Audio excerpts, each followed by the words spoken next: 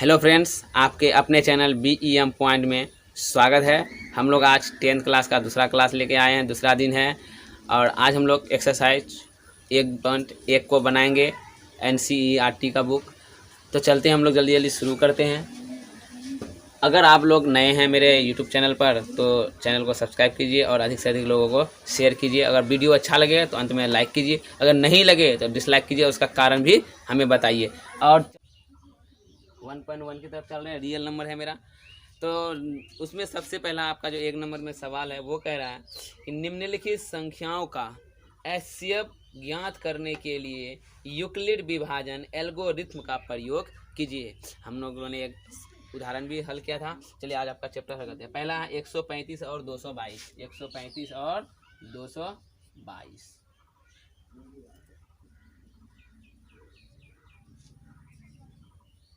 एक 135 और 222। तो इसको हम लोग बताए थे कि एक को A मानना है और एक को B। तो ध्यान रखना था, आपको बोल दिए थे कि जो बड़ा वो A है, जो संख्या छोटी है वो B है। तो 222 25 अधिक है तो ये A हो गया और 135 है तो B हो गया। तो क्या इसका रूप था, याद है ना कि भूल गए हैं? रूप तो हम यहाँ लिख देते हैं, एक बार फिर से देखिए।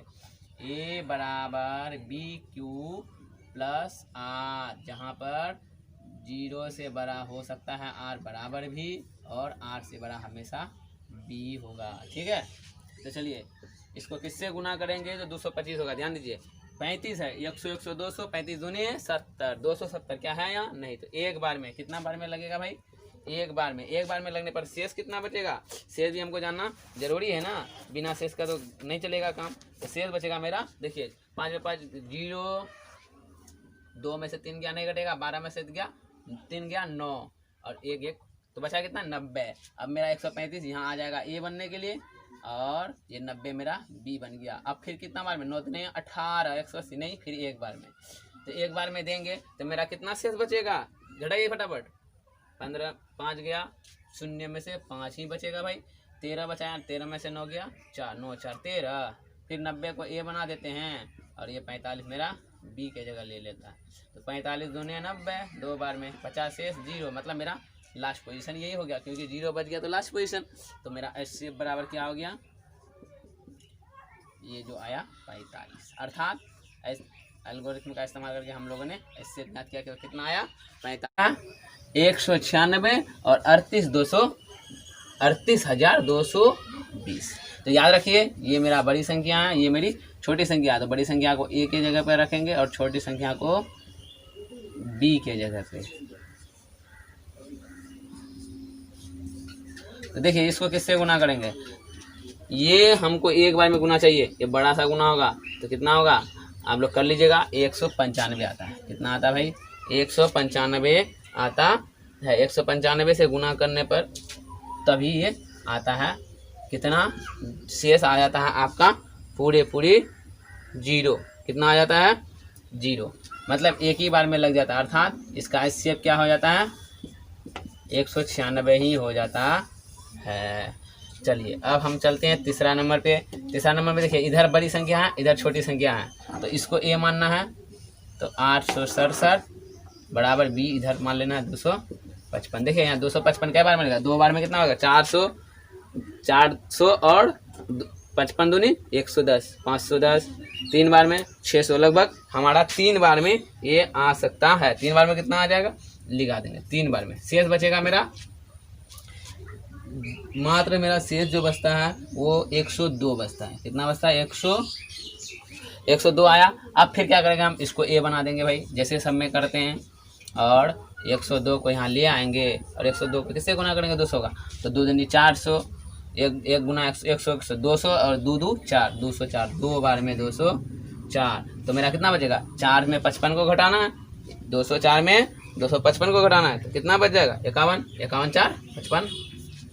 अब फिर क्या करना है? 102 को यहाँ ले आना है और 51 को यहाँ ले आना है। क्या बार में? 2 बार में हो गया, बचा 0, मतलब मेरा HCF कितना हो गया? 51। बहुत ही आसान से बन गया। तो आप लोग इसको अपनी अपनी कॉपी में उतारिए फटाफट। अब हम लोग चलते हैं दूसरे नंबर के तरफ। तो चलिए दोस्तों, हम लोग दूसरे नंबर की ओर। दूसरे नंबर में आपको क्या करा, ध्यान से देखिए अपने किताब में। दर्शाइए कि कोई भी धनात्मक विषम पूर्णांक 6q+1 या 6q+3 या 6q+5 के रूप का होता है। 6q+1 6q+3 और तथा 6q+5 के रूप का होता है, जहाँ q क्या है, कोई पूर्णांक है। पूरी मैथ नहीं बता रहे हैं हम, आप लोग किताब में देखिए, हम सिर्फ पूरा मैथ नहीं पढ़ रहे हैं, बस जो हमें याद करना है उसको उसी हिसाब से कम लिखते हैं जल्दी होने के लिए। तो चलिए हम लोग इसको हल करते हैं भाई। तो इसको हम लोग आप पहले भी जो पहले किए थे उसमें भी इसी की तरह थोड़ा सा हम लोग किए थे, हिंट लिए थे। चलिए उसी आधार पर हम लोग मैथ को बनाना शुरू करते हैं। तो सबसे पहले मान लेते हैं, क्या मान लेंगे कि ए कोई धनात्मक पूर्णांक है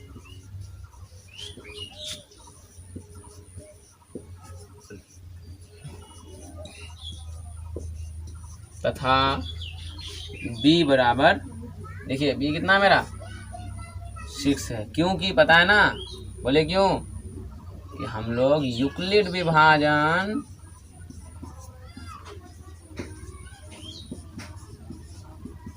एल्गोरिथम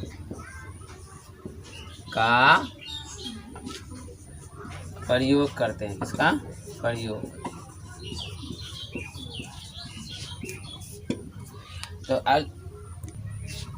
क्या आता है भाई, इसका क्या कहा, याद है ना, a बराबर BQ+R होता है। और कंडीशन क्या है बोलिए तो, ये जो है BQ 0 से R बड़ा होता है या बराबर होता है और R से बड़ा B होता है। इससे आपको क्या पता चल रहा है कि B से जो है R हमेशा छोटा होना चाहिए। इसीलिए क्या हो जाएगा, R का संभावित मान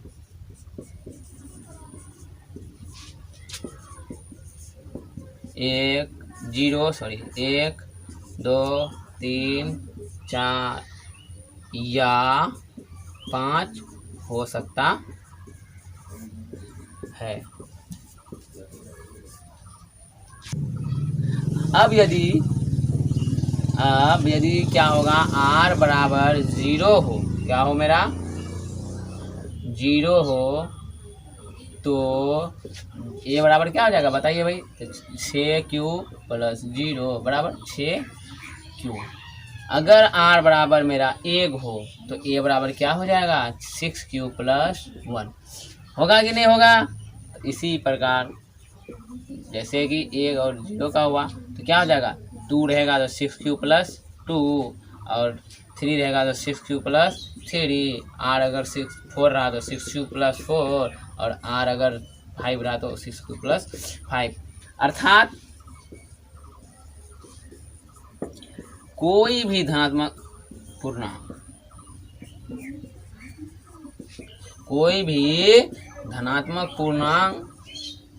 अगर B 6 होता है, एक कोई धनात्मक पूर्णांक है, तो 6q+1 6q+2 6q+3 6q+4 तथा 6q+5 के रूप का होता है। ठीक है,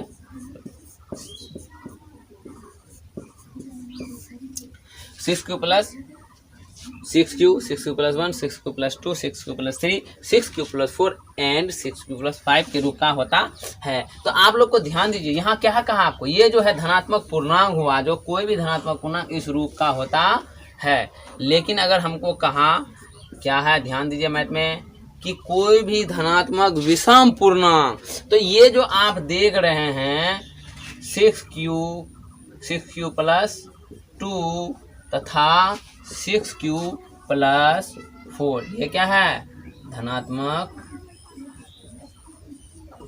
समपूर्णांक है। क्या है,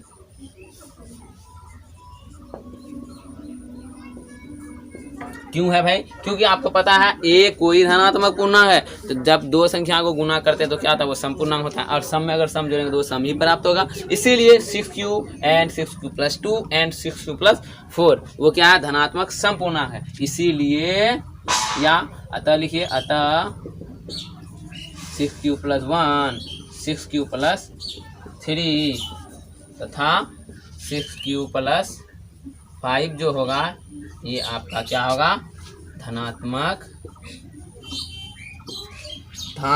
विषम पूर्णांक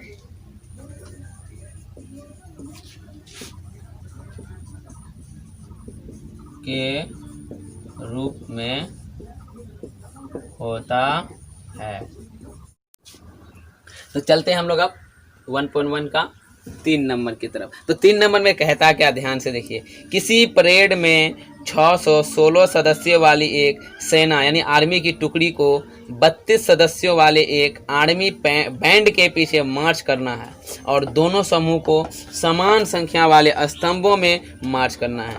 तो उन स्तंभों की अधिकतम संख्या क्या होगी जिसमें वे मार्च कर सकते हैं। देखिए क्या क्या, वो अधिकतम संख्या क्या होगी, मतलब वो बड़ी से बड़ी संख्या हो सकती है कौन, तो वो मेरा एचसीएफ होगा। सीधी सी बात है भाई, आसान सा है, घबराना नहीं है। तो चलिए ये मेरा एचसीएफ बनाना है। तो ए बराबर 216 ले लिए और बी बराबर 32 ले लिए। तो हम लोग चलिए यूक्लिड विभाजन एल्गोरिथम का ही इस्तेमाल करते हैं, क्योंकि मेरा चैप्टर में इसी का अधिकतर बात किया गया, इसी के बारे में बताया गया, तो इसी को बनाते हैं।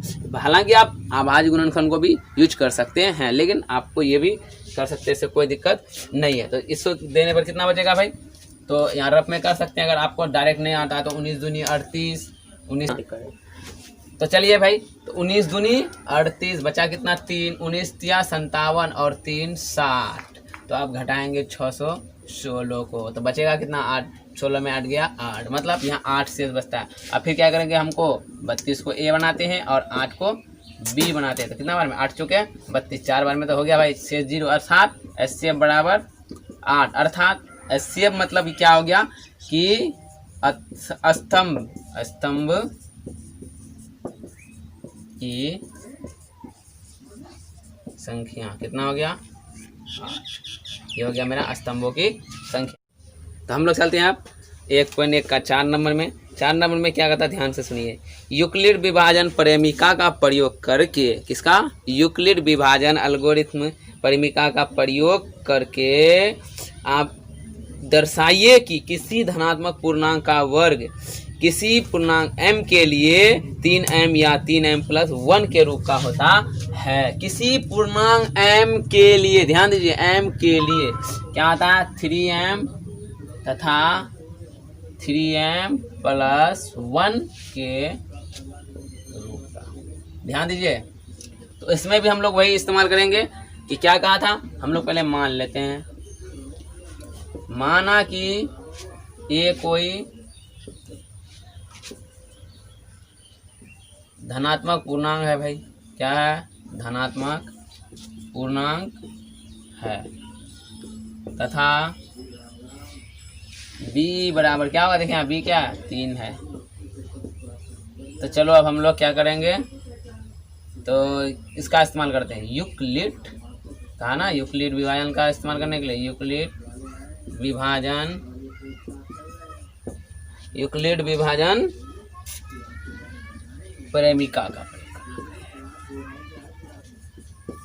प्रेमिका ऐसे लिखता है ना, प्रेमिका ई का लिखता है, प्रेमिका ऐसे लिखते हैं, चलिए। तो प्रेमिका का इस्तेमाल क्या करते हैं, आपको पता है कि इसका प्रेमिका क्या कहता है, a बराबर BQ+ R, जहाँ और प्रेमिका सही है 0 से बड़ा या बराबर होगा R और R से बड़ा होगा B। तो क्या हो जाएगा मेरा यहाँ पर 3Q+ A बराबर 3Q+। तो इसीलिए R का संभावित मान क्या होगा बताइए जरा, 3 है लास्ट में भी, तो 20 से छोटा क्या हो सकता है, 2, मतलब 0, 1 तथा 2, ये 3 ही हो सकता है, तो चलिए हम लोग फिर फटाफट इसको उतार लीजिए। आप चलते हैं आगे कि ऐसा हो सकता है तो कैसे। तो आपको पता ही है कि BQ+ R अगर करेंगे तो मेरा क्या प्राप्त होगा भाई। तो अगर हम r बराबर 0 लेते हैं। क्या लेते हैं? r बराबर 0, तो 3q प्लस 0 हो जाएगा बराबर 3q हो जाएगा। ठीक है, अब उसी प्रकार अगर 1 लेंगे तो 3q प्लस 1 हो जाएगा, अगर 2 लेंगे तो 3q प्लस 2 हो जाएगा। अब देखिए कि इसका क्या कहा, वर्ग। ध्यान दीजिए, वर्ग, वर्ग माने समझते हैं ना, इंग्लिश में इसको हम लोग स्क्वायर कहते हैं। क्या कहते हैं? वर्ग, पावर 2। ठीक है, तो वर्ग करते हैं, तो पहले इसका करते हैं 3q का स्क्वायर। तो क्या हो जाएगा भाई? 3 तिया 9, q गुना q, q स्क्वायर। तो इसको हम लोग अगर कॉमन लेंगे तो इस प्रकार बनेगा, 3 कॉमन ले लिए तो 3q स्क्वायर बच जाएगा, है ना। अब फिर अगर क्या है, 3q प्लस 1 का स्क्वायर करते हैं तो क्या आ जाएगा? a प्लस बी का होल स्क्वायर मेरा प्राप्त होता है। तो a स्क्वायर 3 तिया 9 स्क्वायर, q का स्क्वायर प्लस 2ab 3 दूनी 6, q प्लस 1 का स्क्वायर 1। इसको भी हम लोग क्या करेंगे? कॉमन लेते हैं भाई, 3 कॉमन लेंगे तो क्या बचेगा मेरा? 3 तिया 9, 3q स्क्वायर प्लस 3 दूनी 6, 2q प्लस, ये मेरा कॉमन ले लिया और ये मेरा 1 बच गया, बाहर में 1 रहने देते हैं क्योंकि 1 में कॉमन ले लिए थे। ध्यान दीजिए, अब चलते हैं 3q प्लस 2 का होल स्क्वायर। अब यहाँ भी a प्लस बी का होल स्क्वायर आ गया, तो क्या होगा? 3 तिया 9 का q का स्क्वायर, 2 दूनी 4, 4 तिया 12, 2ab करेंगे तो क्या होगा? 12q प्लस 2 दूनी 4। तो क्या होगा? देखिए पहले इसको हम लोग क्या करेंगे? तोड़ेंगे, 9q रहने देते हैं स्क्वायर, 12q को भी रहने दिए और इसको क्या करेंगे? 3 प्लस 1 ऐसे लिखेंगे।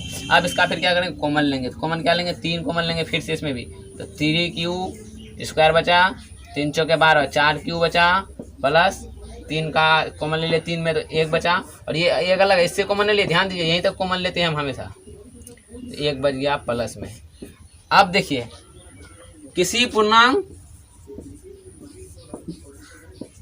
m के लिए, किसके लिए?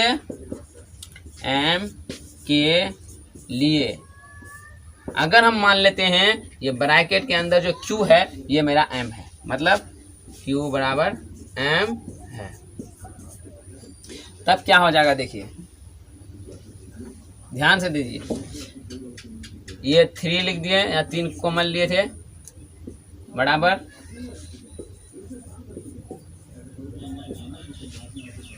3 लिए थे कॉमन, उससे पहले लिए थे तो क्या मेरा था? यहाँ था ना 3q अंदर में और यहाँ 3 था ना, तो ये 3q का स्क्वायर था।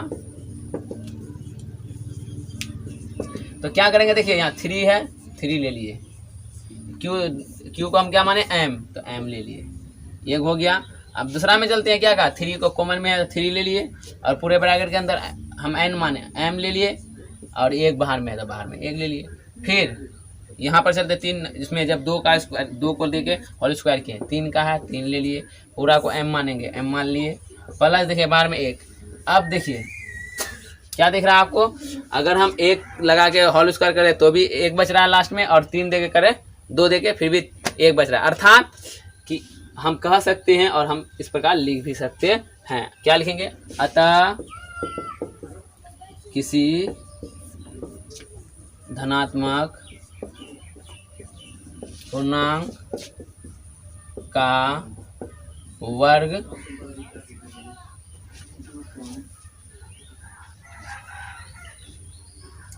m तथा 3m प्लस 1 के रूप का होता है। लगता मार्कर धोखा दे रहा है। तो अब हम लोग क्या करें? अगला बचा 5 नंबर, यूक्लिड विभाजन प्रमेय का प्रयोग करके दर्शाइए कि किसी धनात्मक पूर्णांक का घन 9m तथा 9m प्लस 1 तथा 9m प्लस 8 के रूप का होता है। देखिए जिस तरह हम लोग यहाँ वर्ग किए उसी तरह घन करना 5 नंबर में। ये आपके लिए रहा, आप 5 नंबर को अपने से सॉल्व कीजिए घन करके, और ये वीडियो को पूरा देखिए, उतारिए, और अगला क्लास में हम फिर, अगर नहीं बना पाइएगा आप तो हम फिर अगला क्लास में 5 नंबर को ले आएंगे। तब तक के लिए धन्यवाद। जय